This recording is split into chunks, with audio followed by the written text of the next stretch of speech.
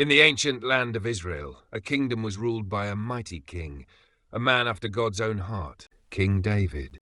David's reign was marked by battles, victories, and great triumphs, but he was not immune to flaws. He, too, struggled with sin. Today we journey into two chapters from the Bible, 1 Chronicles 21 and 2 Samuel 24. These two accounts share a common story, but each reveals details the other doesn't. This is the story of King David's sin, God's anger, and the path to redemption. It all began when King David, in his later years of rule, became proud. He had conquered many enemies, built a great kingdom, and gathered riches beyond measure. But something inside him began to change. He looked out over his vast empire and wondered, how strong is my kingdom? How mighty am I, really? In the story, Satan rose up against Israel and incited David to take a census of Israel. At the same time, the anger of the Lord burned against Israel, and he allowed David to be moved to count the people of Israel and Judah. This might puzzle some. Who exactly incited David to take the census? In the Bible, we see that sometimes, for his greater purposes, God allows Satan to act. It's not that God himself is causing the temptation, but that he permits Satan to bring about certain events. This isn't to say that God endorses evil, but rather that he can use even the actions of Satan to refine, discipline, and purify his people. The Apostle Paul writes about how God allowed a thorn in the flesh, a messenger of Satan, to humble him and keep him reliant on God's grace, 2 Corinthians 12:7-10. In David's case, it seems God permitted Satan to tempt him, which ultimately revealed the king's pride. David acted on that temptation, and the consequences followed.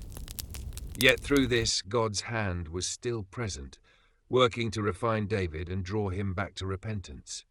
So, while it may appear that there's a contradiction, the deeper truth is that God, in his sovereignty, sometimes allows Satan to test and tempt, but always for the purpose of refining his people and bringing them back into right relationship with him.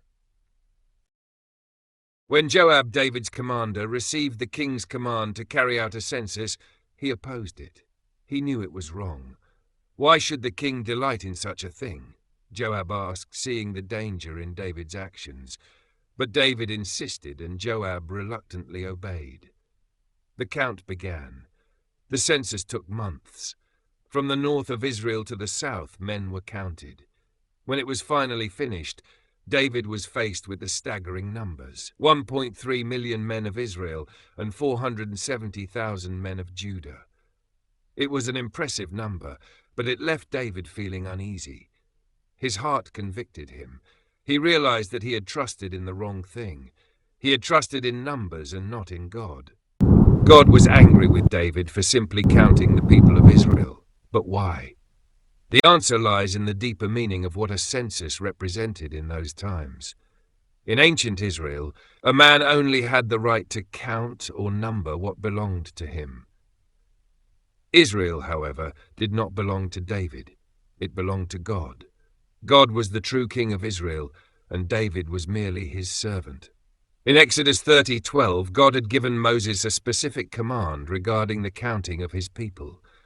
God said, "When you take a census of the Israelites to count them, each one must pay the Lord a ransom for his life at the time he is counted.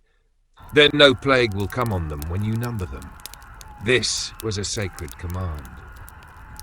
The people were not to be counted for the sake of personal pride or to measure strength.